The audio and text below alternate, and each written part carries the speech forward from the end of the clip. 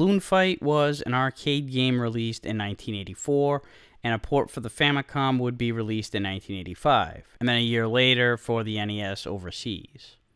You control a guy with two balloons attached to his helmet who takes part in a battle against a series of other balloon-equipped competitors.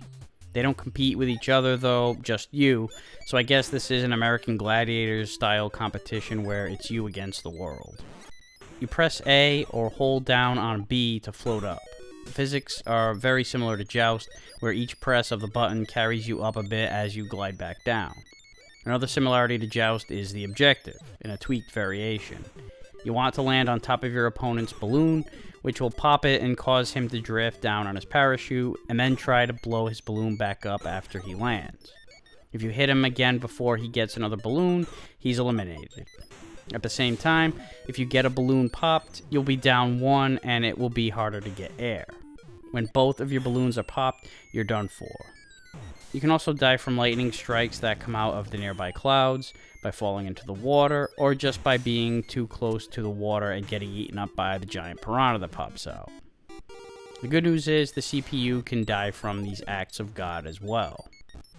When all of your opponents are cleared from the screen, the stage, or phase as it's called in this game, is over and you move on to the next one.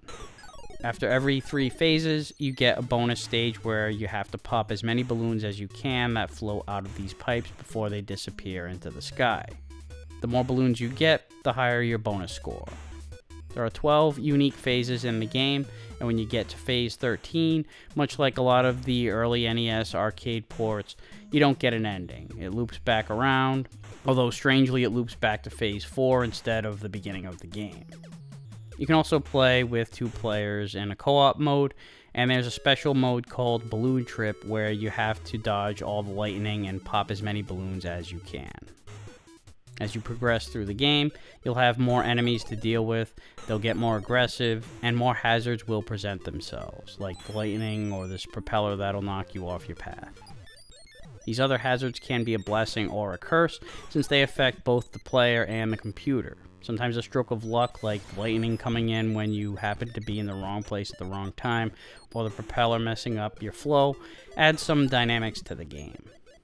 Other dynamics come from the 2-player co-op mode, where you can work together to clear all the phases.